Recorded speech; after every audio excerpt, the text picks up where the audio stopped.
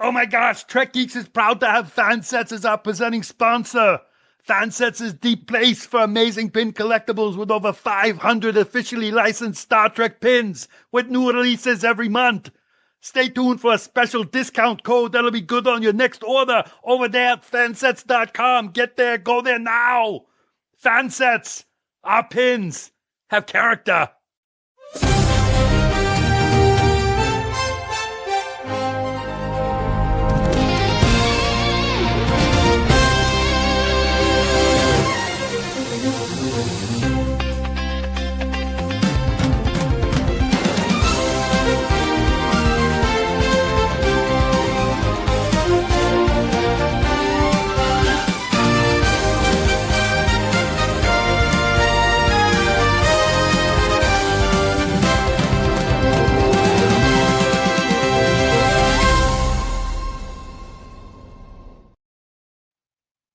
Another milestone in Star Trek fandom. Good evening and good Thursday, everyone. Bill Smith alongside the Dan-alicious dome of Dan Davidson. Hey, buddy. It's you and me and playing with the Zoom. Sorry. Playing with the Zoom. Unnecessary Zoom. It's you and me and the Thursday Night Orchestra, but we're Garcia-less tonight. So we're going to have to try to muddle through as best we can. We'll do our best. It's good to see you, man, and great to see everybody already filling up the chat. Another Thursday Night Geeks, and as always, we're going to have a fantastic time, buddy. We are. You and I are awaiting potentially a surprise guest. We're hoping that they show up sometime in the near future, but until then, we're going to spend this episode talking about the 60th anniversary of Star Trek, Dan. I'm old. And you've been here for, well, you were like 20 when it premiered, right? Yes, thank you. Yeah, 60 years. Unbelievable. It really is something. I don't really know of anything, is this the longest lasting television show ever? Or I should say genre, because it's just been going on for so long, but it's amazing. And I'm so glad to be part of it and to be part of it with you. What you drinking? Water, actually. Oh, all right. Actually, that's my question to ask you. So, Dan, in the segment not sponsored by anybody, what are you drinking? Well, I can give you a guess thanks to you. It's an old fashioned. It is an old fashioned, but this is a chocolate covered strawberry old fashioned. Did I do a chocolate covered cherry last week? This one's strawberry. I made a strawberry simple syrup over the weekend with real strawberries, sugar and water, and boiled it all down, and it's got some chocolate bitters in there. I got a strawberry floating in there, and it's pretty awesome. Not gonna lie. Well, that is pretty fantastic. Dan, before we sort of get things kicked off, let's say hello to the folks in chat. It's Thursday, so Helen's here. Good Thursday, Helen. Yes. Of course, Ross is in the house. Blake Strike from Australia, mate, is in the chat. Happy Friday morning, Blake. I guess where you are. Brad is in the house. Hey, Brad. Some loser named Trek Geek Dan is in the house. You don't even live in the South. I don't want to see you using those phrases. Wow. Marina is here. Blake asks, well, he hopes we're all well, and I think that kind of answers itself. Yes, I think you're right. Burley's in the house. Greetings, everyone. As of course is Diva Willow. We miss your face too, lady. We hope you're doing well. Dan, Christina Werther is not only here, but she's on time. Wow. That's going to get a round of applause right there. Thank you. Congratulations. That's never going to get old, is it, dude? Crusher Convo. Hey, Jesse, how are you doing? Sci-Fi Sisters in the house. What up, nerds? We are the nerds. The Dan Dome. Let's not call him Jesus Dan. I'm afraid there should have been a comma in there, I'm thinking. Wow. Maddie McGee. Wow. My goodness. Who invited Dom DeLuise? I think I know where this particular chat is coming from. It's likely central New Hampshire. I'm pretty sure. Mike Bovey, is it Cy Sperling from the Hair Club for Men? You're just getting land-based. Bad idea when you said to do it. And of course, the lovely and talented Casey Shafsky is in the house. We got a full boat tonight for Thursday Night Geeks. Nice. I like it. And for those of you who are our Patreonicals, and of course you can, if you're not, you can check it out by going to patreon.com/Trek Geeks. We're starting the Tuesday night episode club. And Dan, you probably haven't checked Discord today, so you are on the clock for 2 weeks from now, picking the 2 episodes that we're going to watch on Discord during the Tuesday night episode club. Okay, sounds good. I will apologize to the Patreons. I know that we had talked about this one this past Tuesday, and Bill mentioned something about how great it was, and I must have said I must have dropped an F-bomb a few times in the chat between him and I, realizing that I had missed it. So yes, I will have 2 episodes. And do I announce them in the Discord? So there is a special channel in the Discord for Tuesday episode club. You can announce them in there. You can't repeat the ones that have come before. That's cool. Yeah, that's fine. So luckily for you, there's 1,000 hours of Star Trek or whatever the hell it is by now, something like that, to go through. So Tuesday episode club. If you're part of the Patreons, you can get in on it. And of course, we're going to be trying to roll out some other things that are cool. The Muse. What's The Muse, and what's the other one that you really hate? Still on. This is live, Tim. I know that they've had live tea back in your day, and when it was in black and white. Hey, buddy, how are you? Helen goes, does this mean Dan will show up? Not at all. Not now. There's that face. There's that face. So, Dan, a quick update on the job search.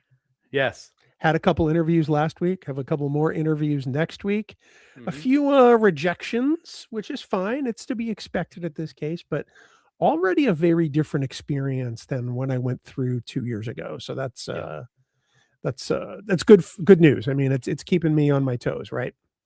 Yep, absolutely. Well, hopefully something soon. Everybody's got our fingers crossed for you, man. And whoever gets you is going to be lucky. So because I'll be off your case. Exactly. Yeah. Oh, Dan, we have viewership from Brazil. Wow. Good evening, Lucia.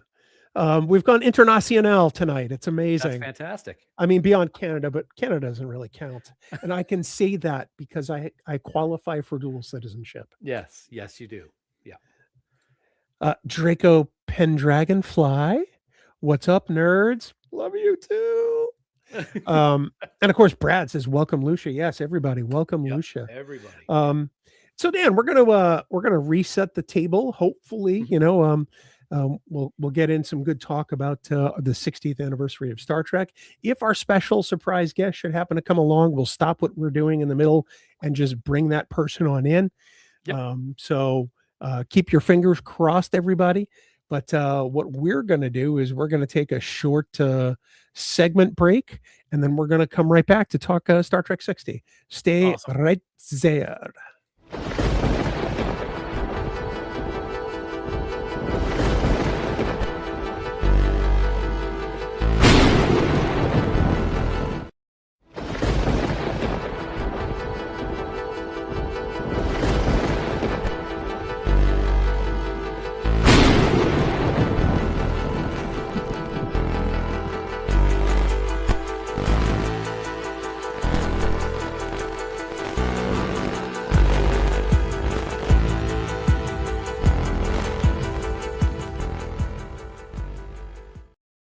This is what happens when Garcia isn't here to run this thing. I'm glad you played it twice. It wasn't playing on my side. It said the video failed to play. So I had to click stop to start it again. And so then we saw you doing whatever you were doing. I don't know if you were dancing or... I was just fixing my light because it was a little bit too bright. It is. So you probably could take it down another couple of clicks in which it's the at brightness. The lowest already. So I'm going to have to play with it. But I just got a new ring light, everybody. As you can see, I'm very bright all of a sudden. And you can see how pasty white I am. I love that little segue that you did do. It's kind of like a horror movie. And then it's a horror movie because Thursday Night Geeks shows up in that television screen. So it kind of is. Dan, you're so pasty white right now. You kind of look like Nosferatu. Thank you. I appreciate that. Played by our good friend Doug Jones at one point. So by many people at various points. Even Zachary Quinto had a show on FX that was centered around Nosferatu. Yes, he did. Although his had much bushier eyebrows. Yes, we didn't get through the whole series. We only got through like the first 6 episodes. So I never saw it. Matt says Dan is not bright. I can hear him laughing right now. Like Baylock. Yeah. Yes. Stranger Treks. Yes, that's a good Very one nice. too. Yeah. So Dan, here we are at Trek 60, and it seems like it wasn't that long ago that you and I spent the better part of a year trying to put together an episode of Trek Geeks called Trek 50, Yeah. where we wanted people to kind of talk about their first experience with Star Trek. It kind of blows my mind because it feels like that was just a couple of years ago. But I know your exposure to Star Trek. You know my exposure to Star Trek. I think I want to approach it from the angle of, has there anything about your fandom that has changed since the 50th? How has it Oh evolved? yeah. Yeah. I hate to say this, and I don't mean it to sound negative, but my fandom has toned down a lot. Really? It's still, I mean, still, it's always going to be, Star Trek's always going to be it. But as I've gotten older, as I've let my fascination with other genres open up more, because I never really wanted to, because of my love for Star Trek, my fandom level of my like craziness has dropped. Not to mean I love it any less, but it's allowed me to open up like to Marvel and Harry Potter and stuff like that. So over 10 years, I would just say it's softened, but in a good way. Interesting. Makes sense? Yeah. So does that mean, like, before you sort of do well, when you put something on, either as video wallpaper or watch something with intent, does that mean you don't necessarily default to Star Trek first? Yeah. Okay. It does. There was a stretch of time, and it could have been COVID related or everything that happened. Actually, no, I know exactly what it was. It was after the layoff that I got when I got laid off over a year and a half or so ago. I didn't do anything Star Trek related for months. I didn't watch an episode. I didn't read anything. The only thing I did that was Star Trek related was our stuff. Because I just didn't have the energy for it because of everything going on with life. And I think once that ended, when I started my new job and everything, I got back into it, but at a much toned down level than I ever had been before. Interesting. Which to add to that, sorry to step on your No, toe it's there a okay. little bit, which is why I think it's so incredible, and I keep like not believing it myself, of my love for Starfleet Academy and how much I am looking forward to continue to watching each episode when they're available, because we've talked about it before. I didn't have any anticipation for the show, and I didn't think I was going to like it at all, and I love it. I absolutely love it. And having that enthusiasm in the last month or so, especially, has reinvigorated it a little bit, maybe. In the end of that 10-year frame that we're talking about right now. So it goes like this. It went like this for a while, and now it's starting to come up again. So yeah. Okay, that's mine kind of mimics that in a way. I don't think I've intentionally put on an episode of Star Trek to watch. I think the last time I did was a couple of months ago, and then before that, it was much longer. Outside of looking at things for the podcast, right? For the pure enjoyment of it. And I've started to ask myself, do I get recreational enjoyment from watching Star Trek anymore? And I think if anything proved that I do, it was probably the episode watch I did with the patrons the other night. Ryan picked a couple of real bangers. I mean, he picked Attached from TNG, and he picked those old scientists from Strange New Worlds. Yeah, I was looking forward Two to just that. lights out episodes directed by Frakes. And it helped me get some of the joy of it back again. The other thing too is that it wasn't a solitary experience. When I watch Star Trek here at home, and this is certainly not a knock on my amazing wife, she's just not a Star Trek fan.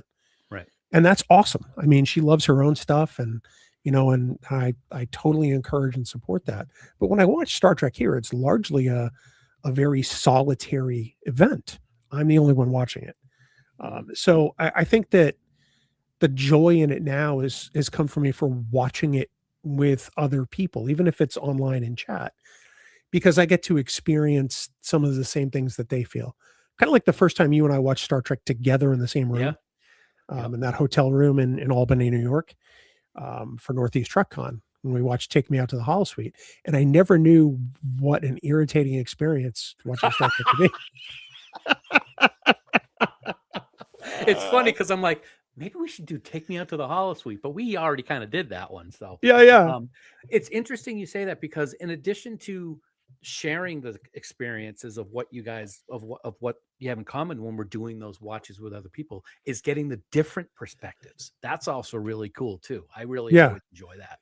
There's something really cool about finding people who appreciate the same things you do in an episode, right? Especially when it's people you interact with all the time. So, for those of you in chat on YouTube, please feel free to, if your fandom has changed at all, or you felt a shift in it one way or the other, let us know, because I'm curious to find out as we sort of continue this particular line of conversation. I do find that I watch some of the other shows a lot less. Like, I watch Voyager a lot less than I did before. I watch Enterprise a lot less. I even watch Deep Space Nine a little less, and I find myself gravitating really toward either TOS or TNG. When it's TNG, I feel a real paralysis in picking an episode, because it's like, well, no, I've seen that one. Of course, I've seen them all, but I mean, it's like, well, I saw that one on Pluto, blah, blah, blah. I really feel hamstrung in a sense that I can't pick one. So in those moments, I'll just go back and pick a random TOS episode. Does that kind of happen to you too, or is it just me? No, I don't get that. There could be something that I saw a couple weeks ago, and if I'm deciding to watch something and I bring that up on screen, I may watch it again. That's never been an issue. I sometimes will stray away purposely from picking ones that I know have a several episode arc to them. Eddington, for example, unless I know that I'm going to be able to sit down and watch 3 episodes because I want to watch all 3, I'll pick something that's not as intense or overarching in some of the series that we've seen. But no, I think if there's anything that's paralyzing about what my choice is going to be, is not episode, but which series. Sometimes I can't decide which one I want to watch at a particular time. Not because there's one that I like more than the other. It's just like, okay, do I want Kirk? Do I want, Odo? I want to, that type of thing. So, yeah. That's really kind of interesting. I haven't had that yet. I mean, we've got like, a bajillion series out there now. Live action, animation, whatever, old school, new school, you name it. I haven't had that because I've really just been kind of focusing on the first and the third. If you count the animated series as the second one, which I do. Yeah. Some people don't. That's your thing. This is my thing. And right now it's about me. Do you have a go-to episode of TNG? Because I do. I know I do. For right now, I'm just drawing a mind blank. I thought you were going to say Deep Space Nine, and of course, I had one right up, ready to go for that. But no, because I do the Inner Light. I just love the Inner Light. I mean, it's an emotional one. That might be one of the ones that I pick first. But then again, it's also a really strong episode. So maybe I don't know why I would pick that one first. I want something a little fun. Fistful of Data is a little corny, but right now, off the top of my head, I can't think of one. My pick is going to blow your mind a little bit because you're going to be like, what? Code of Honor. No, please. Time Squared. Okay. That does blow me out of the water. I don't know what it is about that episode, right? But I watch it and it's thoroughly compelling science fiction. Obviously there's a lot on the line for the crew, but I get twice the Patrick Stewart, which doesn't suck. Yeah, that's true. It's really, I don't understand the hate for that episode. I love that episode unironically. And, but if I really can't make up my mind about a next gen episode, it's Time Squared every single time. Interesting. I did not know that. Of course, but it's not my favorite right now. Any episode with Lieutenant J's in, I'll pick. Well, of course, I say it's Tracy. I haven't looked at the chat. Tracy must be in she just dropped in. So, but yeah, I also, and the name is escaping me right now, and I know that shouldn't happen with me, but I absolutely love the episode at the Academy with Nova, with the Culvert Starburst. Nova Squadron. Nova. Yeah, I love that episode. That's The one First I Duty. would always watch. First Duty. Yeah. So yeah, it's funny. We were talking a few minutes ago about, what's it been like over the last decade. One thing that I remember is back in the day with Legacy Trek and with TOS, classic. So from TNG through Enterprise. Yep. I don't think I ever had any of that lowering of my passion for it. It just became more after Enterprise went off the air, I think. I don't have that same thing with modern Trek that I did with that. Well, I can appreciate that. I mean, I find that Legacy Trek is infinitely more comforting. It doesn't matter what series it is. Our guest has just popped into the green room. I'm waiting for his video to start working so I can pop it in the chat. I've at least narrowed it down. It is a him. That's right. So yeah, that's very true. And I'm going to go to a neutral background so we can fit sort of 3 people on the screen. Sounds good. In fact, let's just bring him in and see if he can hear us. Okay. Sure. Sirach, can you hear us? I can hear you guys. We can't see you, brother, but it's so good to hear your voice. Oh, good to be heard.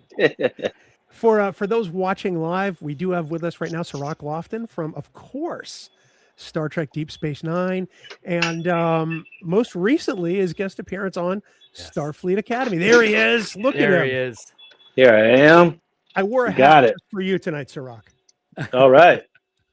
That really great Sirach. Trek Geeks logo on there. So Nice. Welcome to the show, man. Thanks for taking a few minutes. We know you're very, very busy. Congratulations. Cannot tell you how excited we all were to see you back in the Star Trek universe on television. I guess my first question is, what was it like for you when you got that call? Was it tawny and were you just like completely floored like we all were when we first saw you in that episode last week? Man, when I first got the call, I was, it was just a conversation like, is this something that could even be possible? And I was, reluctantly pessimistic that it couldn't be. It wasn't possible, to be honest with you. I didn't think it could be done. And Tawny was adamant that, everything was in place to make it happen. And the stars were finally lined up in a position where, good fortune was in our favor. So, the great river provided. Oh, I can't tell you. Well, I think I speak for a large majority of Star Trek fandom, Sirach, when I say I can't tell you the level of emotion I had to see you come back to Jake Sisko after all this years. I felt like there was so much there for Jake that was unmined, that was just left sort of on the table. And I'm not going to lie, I got emotional over it because I had to imagine that for you, it had to feel like, a homecoming and a chance to grow the lore of Deep Space Nine. When you first got the call, what were your emotions like? Well, first it was, it's an honor to be able to reprise the character, to discuss what we did on Deep Space Nine again, to kind of walk down memory lane on those episodes. And there's also a tremendous responsibility that I felt, and that is to get it right and to do my best at honoring the legacy of Mr. Brooks and what he left us with as Captain Sisko. And so for me, it was about putting the right amount of love into it, the right amount of respect, the right amount of grace, so that it resonated with the same kind of impact that I felt the fans deserved. Do you, obviously you've interacted with fans for decades. Obviously you've got a great crew that shows up every week for your podcast, The Seventh Rule, which is top tier, man. We love it. It's a great show. Yep. But do you and specifically do Avery have the awareness or the knowledge of what the two of you together mean to Star Trek fandom? Because I've said for years that the greatest love story in Star Trek is the relationship between Benjamin and Jake. every other love story is just, it doesn't come close because it's the kind of love that you don't fall into. It's the kind of love that is there from the moment that other human comes into the world. Benjamin wore his love on his sleeve for Jake every single episode, and likewise with Jake too. But I do you guys get the, I mean, do you feel the love from fans? I mean, do you guys know how much we revere the two of you as actors and as characters? I definitely feel a lot of love from the fans everywhere I go, and they've been supporting the Seventh Rule podcast. They've been supportive of the show. I see them at conventions all around the world, and they express to me how much it means to them to have a relationship like the one that they saw with Benjamin and Jake, because it reminds them of their own childhood or their own parenthood. And that's something that we all kind of have, not all of us, but many of us can say that we grew up with a parent in our household. Right. and understand what that's like. And so that parental guidance and love and nurturing is something that we can all relate to. So I do feel the love, and what people feel is what Avery and I have felt between each other since we started working together, and that is a genuine love and respect for each other. And that's why it feels so real when you see it on television, because it's based in something real. For real. Yeah, that's incredible. It's I gotta say, Sirach, I was watching the episode with my wife, and I shifted the couch backwards a good 3 or 4 inches when Sam kind of panned away from the center of the camera, and there you were standing. I don't even know the noise that came out of my mouth. So excited, because for me, as I'm getting older, and I have my 2 kids, we grew up with, we watched you grow up. You were a kid sitting on a dock with a fishing pole, this little kid going through everything that you went through with your character, with your dad being the emissary, and then you're being a journalist, and the horrors of war. And then it went away. And then we got to see, I don't think closure is the right word, but maybe full circle is better. And for someone whose life was saved by Deep Space Nine, seeing that full circle of a character that I cherished so much in the 90s meant an incredibly great deal to me. And Avery's participation, I cried when his voice came on screen. Everything that you did for this episode was an amazing tribute to Jake, to Ben, and to Deep Space Nine. And thank you so much for that. Thank you. Yeah, we wanted to, this is the first time I got a chance to approach the material with a full kind of comprehension of what Star Trek and the whole universe means, and the family behind it, and the tapestry, not to use a famous Star Trek word, the tapestry of how it all fits together. And now, as a fan, and having watched the episodes and having personal relationships with all the cast members, I appreciate the work in a different way. And I was able to approach it this time with that sensitivity, like, okay, this is meaningful, this is impactful, this is something that inspires people, this is something that we can use as a tool to do really good storytelling. And and also, this is an opportunity for us to give Sam a backstory that she can grow into, and allow her to kind of take the reins in Starfleet Academy and watch her journey as well. So I think this is a good tie-in of honoring the past, but also passing the baton on to the future. Without question. I know we've only got you for a short amount of time, Sirach, so I want to ask you one more question, and then we'll graciously let you get on your way. In The Visitor, when Elder Jake, obviously played by the late, great, and incredible Tony Todd, talks about how the worst thing that could happen to Jake ever would be losing his father, and we see the bond and sort of the tether through the years. In Starfleet Academy, we get to see a Jake who is very much at peace, very much, doing okay, or at least seems like he's doing okay. Was that important to bring that element to the character so that you can see that Jake has lived a full life, that Jake has lived a rewarding life? He got to finish Anselm. He got to do so many things. Was that an important aspect of bringing Jake back?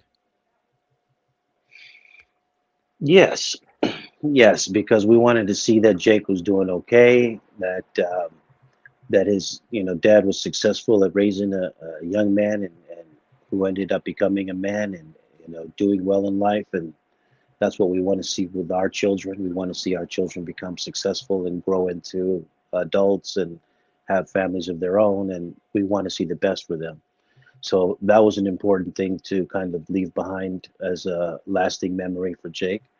It's also important to remind the audience that Jake never felt abandoned, that he felt a connection to his father throughout these years that we didn't see him, so that Cisco's last words remain true when he says that he'll be back yesterday or tomorrow. And so we kind of hold true to that canon as well, that Cisco, however the audience wants to interpret it, was there for Jake in some way, to some capacity, throughout his journey, which is true of Sirach Lofton and Avery Brooks. So that's why it's beautiful. That's the part that really kind of warms my heart. I think we've all known about this special relationship you have with Avery over the decades, and it means so much to us that that's the case. We know the love you two have, and we're so excited that both of you were able to lend substance to this episode in some way. We don't want to keep you too long, Sirach, so we want to thank you so much for popping in, for saying hi. Thank you so much for your perspective. We're sure we'll be seeing you on the 7th Rule soon. And of course, you're joining us for Trek Talks on March 28th, which we're very excited about. So thank you again for your generosity of time on both counts. It's so great to see you, my friend. My pleasure. Thank you. Thank you to all the fans out there. And, one thing is that this wouldn't have happened without the persistent wishing and demanding of the fans who wanted this to so badly that it ended up manifesting to some degree. And so I thank all of the fans that have been supporting me for the last 30 plus years, and it has been a blessing to be a part of this family. And thank you guys. I'm glad we got Deep Space Nine one more episode on the record books. I love it, man. I love it. Take care, buddy. Have a great night. We'll talk to you soon. All right, guys. Bye. Thank you.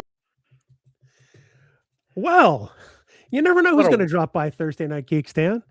I love it. What a wonderful guy. I mean, we've had a chance to talk to him several times in Vegas, and then at the pre-Trek Talks party that we have had in the past when some of the folks show up, and such a wonderful, I want to say kid, because we watched him grow up, but he is a grown man, and he is fantastic, wonderful. He is so supportive of what we do with Trek Talks, and like I said, it's so great to get kind of that full circle. I was going to ask him, but I didn't want to keep him any longer. I was going to ask him if he's glad, like I am, that we've never had any real defining what happened to Ben. I'm kind of glad that in official canon, because there is stuff in the books, that we've never had that. And I'm wondering what his perspective is on that, but maybe we'll ask him that in Vegas. Well, and there's recent comic books too now. So yeah, I mean, that all matters too, but sincere thanks to Sirach for stopping by. And Dan, obviously huge thanks and love to Yvette from Sci-Fi Sisters for helping to make this happen for us tonight. We know Sirach has been incredibly busy as of late. Why? I know, right? So the fact that he took, a few minutes out of his night to sort of pop in and say hi to everybody just means the world. And of course, big love to Yvette for making it happen. Thank you so much. The best. She is nobody better than Yvette. God, I wish I had her as a host sometimes. Wow. But then it's true. I mean, it's true, but I feel a lot better. It's true, but it hurts. It hurts so much. All right, we're going to take a quick break. We're going to come back to talk about some FanSets. So y'all stay right where you are, because we're going to come back and do it.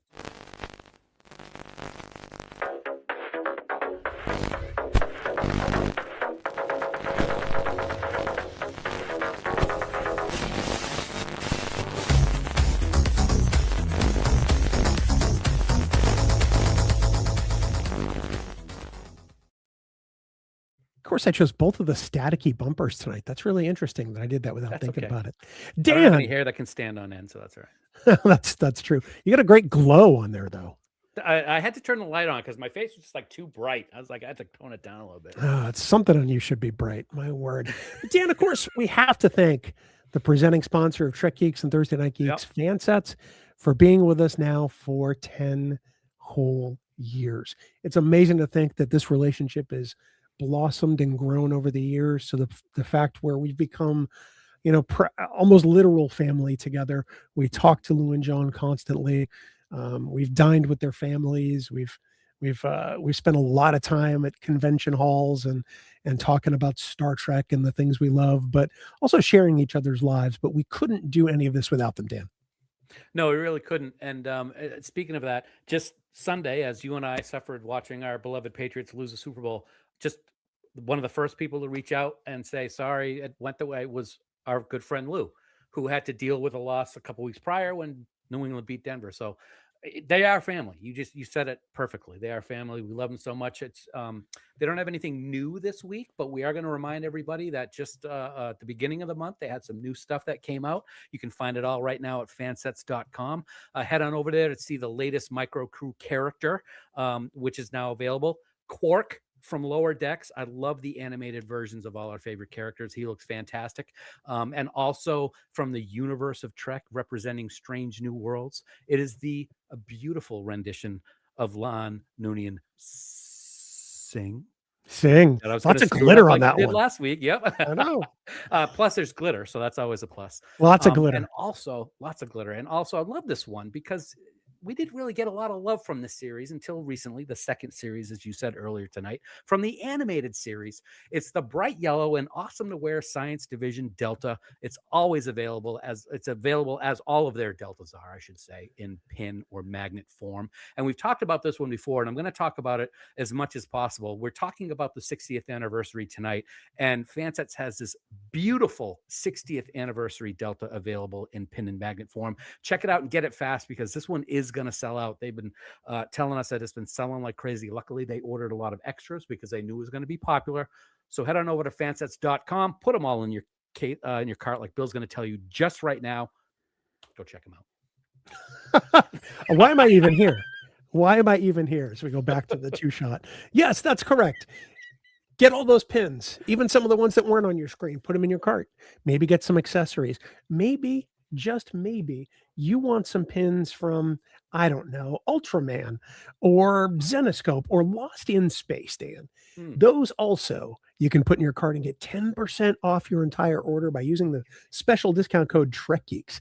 That's Trek Geeks, all capital letters, no spaces, 10% off everything, Dan. And of course, when you order more than $30 worth of stuff on fansets.com, you know what you get, Dan? Shipping that is of no cost to the person. Free dang shipping is what I'm talking about. Free shipping. But you got to go to fansets.com to get it. So get there today. Absolutely. Fansets. Our pins have character. And we thank our friends at Fansets for being the presenting sponsor of Thursday Night Geeks.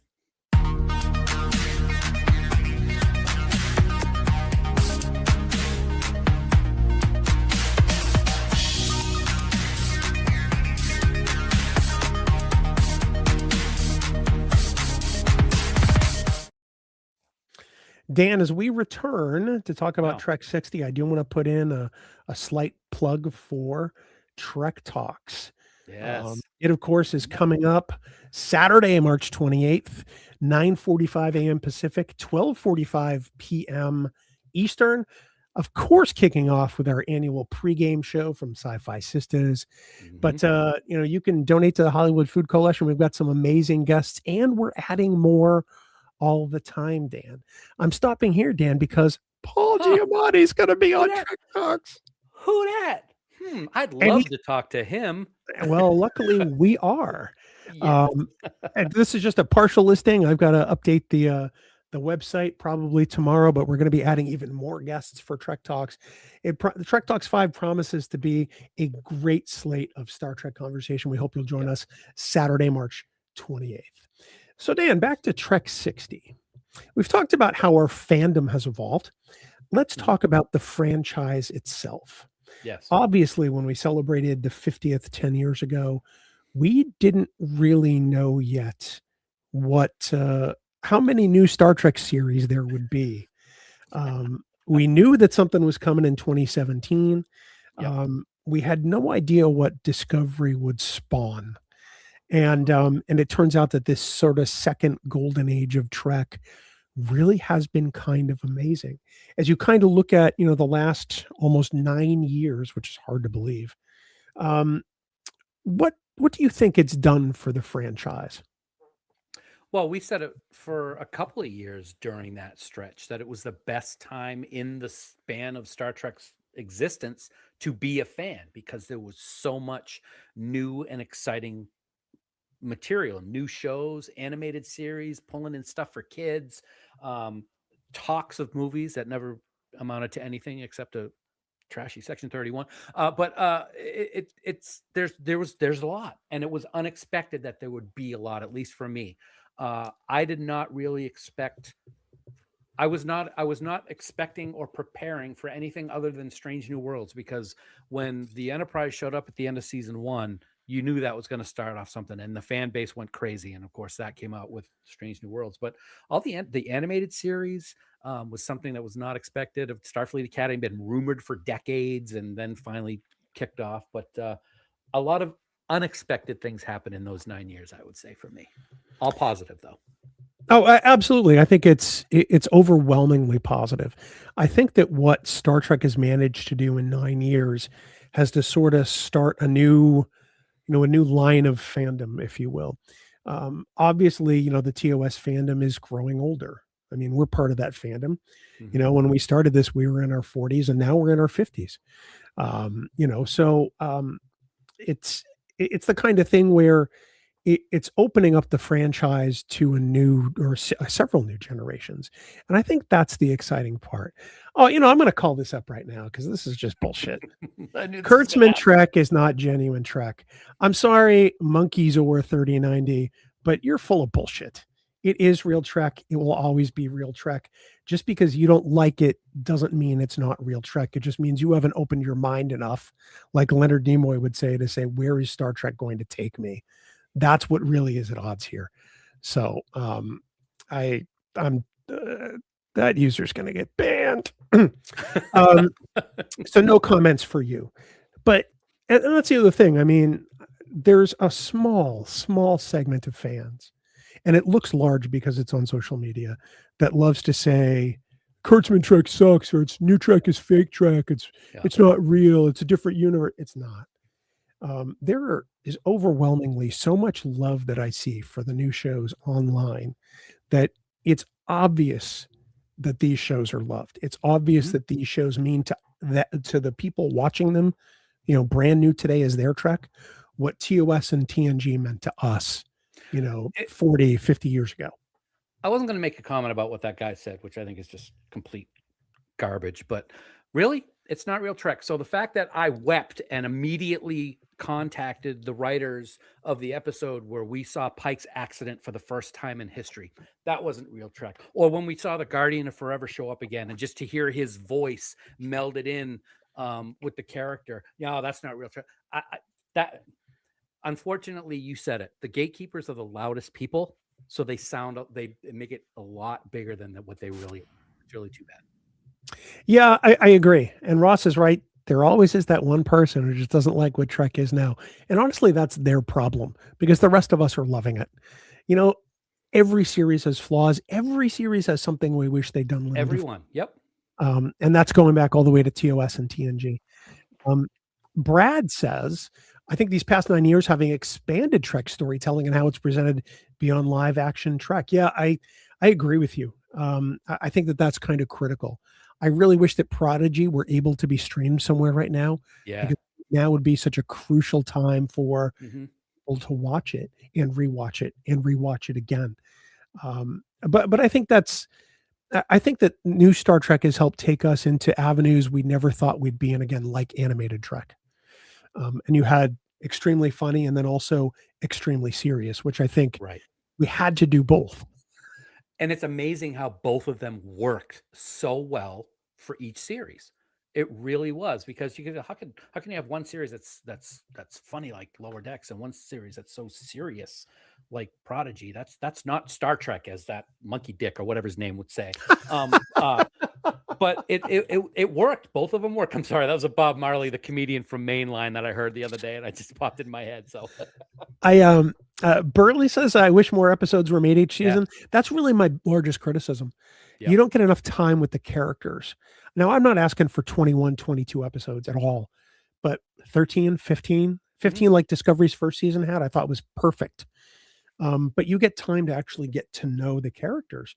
Whereas with 10 episodes, you really get to tell one arc, and it's time for the season finale. So, and that is a weakness, because that's one of the things that I think was such a strength with the legacy shows. We had 7 seasons of 24 plus episodes, and we got to know the characters intimately. We got to know every single one of them really, really well. And we don't get that opportunity. And that's too bad, because there's a lot of potential with so many of these characters. Yeah, agreed. Now, if you had to pick one character from across this sort of new golden era of Star Trek, starting with Discovery and now continuing on with Starfleet Academy, or SFA, if I really just want to, be quick about it. Do you have a favorite character, a new character from that era? Because I don't want you to say Jake Sisko, because you would have. Do you have, from all the shows, do you have a character that you enjoy more, or that you really connect with? This is going to be hard for people to believe, because of the minuscule amount of time that we have seen this character on screen so far. I am a bad guy person. I love the bad guys, and I said it, and you'll hear it at Trek Talks. Nosbraka is freaking incredible. I love what Giamatti does with this character. He has so many layers, and this week's episode, people, no spoilers, because I know it just aired today. There's a lot of Bracca in episode 6 of Starfleet Academy, and Giamatti earns an Emmy just for this episode, in my opinion. He was so good. So many layers, so many things that we find out, and he's crushing it. And he's becoming one of my favorite villains already, and he's only been in 2 episodes. Can you tell I'm a little passionate about him? Not at all. No, I really wish you'd learn to come out of your shell more. When Discovery started, and for the first couple of years, it was definitely Saru for me. And I still feel a connection to Saru. I mean, obviously, I've got a Doug Jones autographed bust of Saru right there. Yeah. But I have to say that I really have felt a connection with La'an, and also one with Rafi. They're kind of in a dead heat for me, because I feel they're both incredibly strong women who on some level are misunderstood. And I really feel like that they've really had to fight for everything that's come their way. I appreciate that struggle, but I also appreciate how very Starfleet they are at their core. They both, to me, embody Star Trek. And that's not to say any other character doesn't, but I really feel the connection of those ones, quite honestly. It's hard to not pick Rafi as one of your characters when Michelle Hurd gave you the staring deeply into your eyes look in Vegas a couple of years ago during our live stream. I'm not gonna lie. She was digging this. Okay. She was. And we have one of our album covers is that actual moment happening. And it's love right there. When you gaze into these baby blues, Dan, it's hard not to get captured. Oh, I know. I know. I know, you know. I mean, I'm doing it right now. Burley wants to see more of, yeah. Burley wants to see more of Burnham. I agree. I'd love to see more of Burnham. I'd love for Sonequa to come back to the franchise. Lucia says Giamatti is amazing. No arguments at all. Yeah. Hey, look who it is. My glasses. He doesn't have his glasses. I can't see it. Who is it? Who is it? I'm not telling you now. Okay. It's funny. You said Saru, and yeah, Saru's another one. I said it before Discovery started. I was hoping that Saru would be the Odo in Discovery or the Data in TNG, and he absolutely was, and that's one of the reasons I liked him so much. And by the way, it's Amy. I'm sorry. Say again. Amy, we've worked with her on Oh. Trek Talks. Remember her? That's not me. Yeah. Amy and Simon. He wasn't going to come up with it on his own, Amy. I'm sorry. I wasn't. I did not No. realize that was her tag. I didn't. Yeah. I'm sorry. Ross says, I'm loving Jet Reno. Her comedy is just perfect. I like Jet more now that she's on SFA, quite frankly. Oh, Dan, this is a great idea.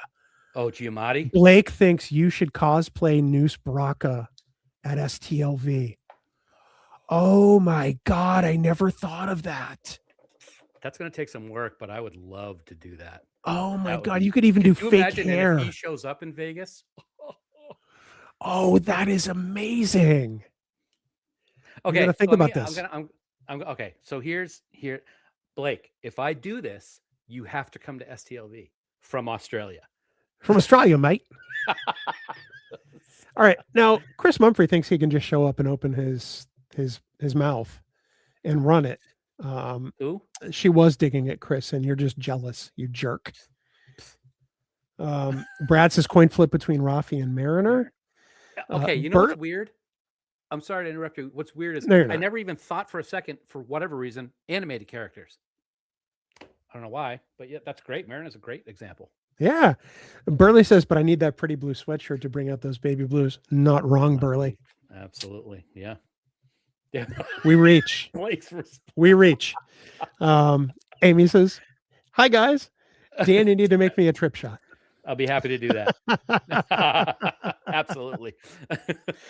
Break brings up a great point. Like, I'm visiting America right now. You were, Chris Murphy says you were too busy. I was too busy running errands for you two last night. You didn't. What errands? There were no errands for us last night. Last night was Wednesday, jerk. Go watch the Dodgers or something. God. I think on MLB TV or behind two paywalls or something. Yeah, I think that the last 9 years have proven that Star Trek must evolve. Star Trek, like Spock says in Star Trek 6, The Undiscovered Country, nature abhors a vacuum. Star Trek can't be the same now as it was in the 70s, 80s, 90s, zeros, whatever. Because it has to move the way its audience does. The way people watch and consume this has changed. The way people interact with it has changed. So Star Trek must itself change. It's the only logical course of action, Captain. And I think that it's changed for the better. Are there times where it's a little too epic? Yeah, probably. But I don't think that undercuts some of the storytelling that goes on. I think we're getting the best of all worlds. We're seeing Star Trek with a budget, which we had never seen in our lifetime until the movies. We're seeing Star Trek that is very human and tells very, human-centric stories. But we're also seeing things that still speak to Gene's original ethos, of exploring the stars and exploring humanity through science fiction. So I think it's hitting on all the marks. And I think that as future generations consume Trek, because let's face it, there's going to be a 100th anniversary of Star Trek at some point. I doubt we'll be here to see it, but there will be one. And it's going to be even different than what it is now. And I think that's the exciting part. It's very exciting. And one of the things that is exciting in that evolution, which is not to say what you're talking about, what I'm going to use an example. I'm going to use this as kind of a visual example.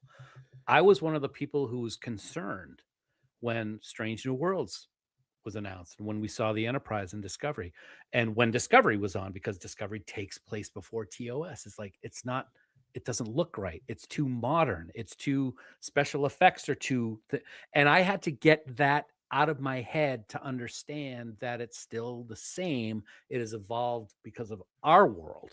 And once I was able to accept that, I have grown to love the bridge of the Enterprise in Strange New Worlds, shininess and all. And I love the technology that we've seen in Discovery. Yeah, it's 800 years in the future, but some of the things that we see on screen is really, really fun to watch because of that evolution on our side of the television screen with what we can do with technology and special effects. Yeah, no doubt. Bertley says we could be around for the 100th. We'd be 96. I don't think that's happening. Want to be around for the I'm not even going to know my name at that point, I'm sure. Yeah, but as we celebrate this 60th year, obviously we're going to be at STLV. We're going to be celebrating watching the new episodes of the new shows.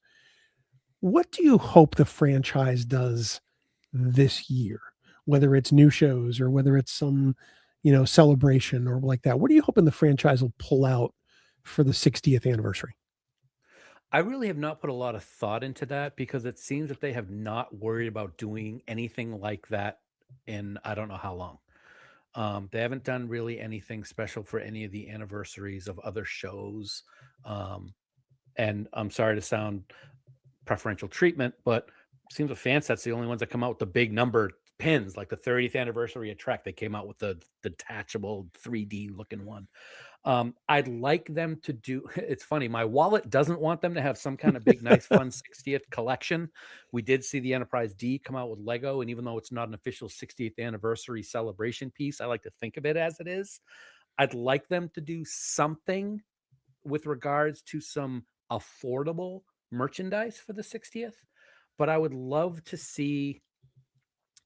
It's not going to happen. I would love to see a reunion of all the captains, but we know that Avery doesn't participate in stuff. I don't know.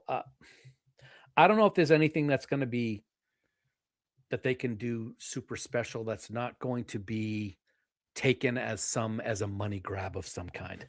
Does that make sense? And I'm going to use Nichelle as an example because we know the horror stories that we've heard about what she went through in her waning years with regards to people trying to earn money off of her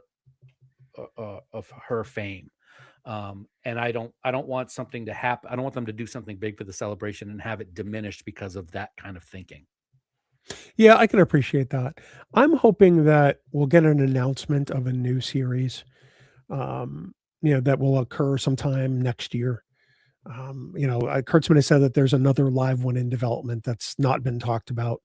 So whether or not that's true or just, him sort of, vamping, I don't know. But I would love to hear something about that. The other thing I would really like to do is, for anniversaries of like I Love Lucy or, other shows, Carol Burnett show. Here's another great example.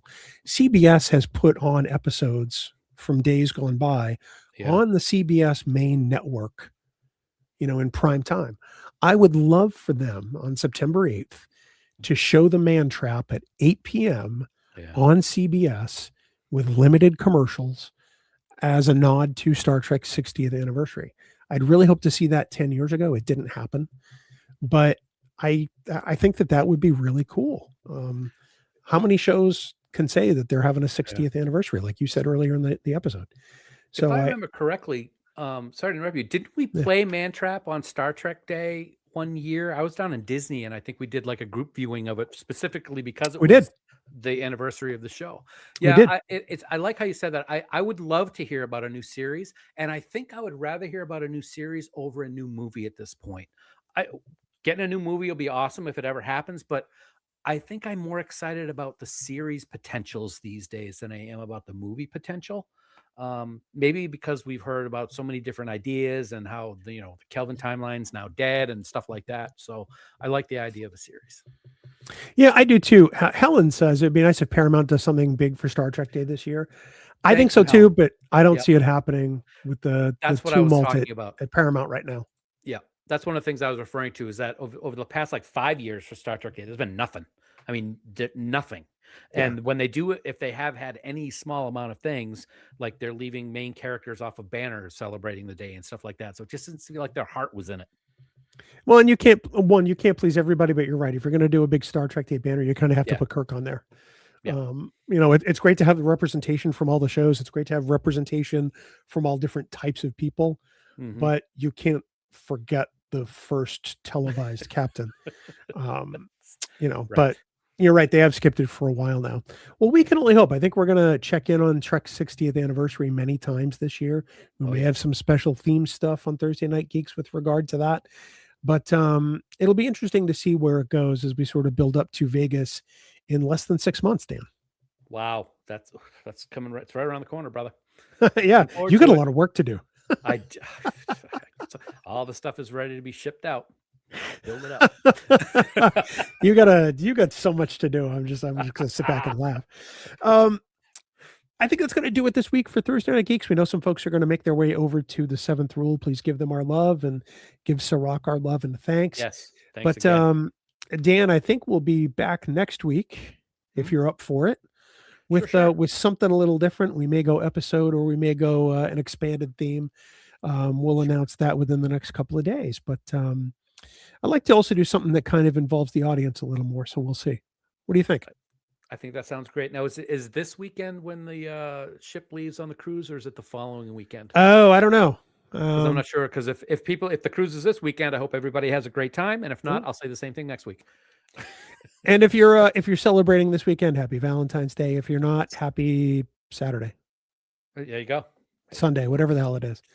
Until next time, for the Danalicious Dan Davidson, I'm Bill Smith. You all have been what makes Thursday Night Geeks work, and we will see you next time. We hope you all live long and prosper. Coconut. Ooh, that sounded almost like the voice of God. But yet, I don't believe in God. That. I don't believe in God, which means I don't believe in you.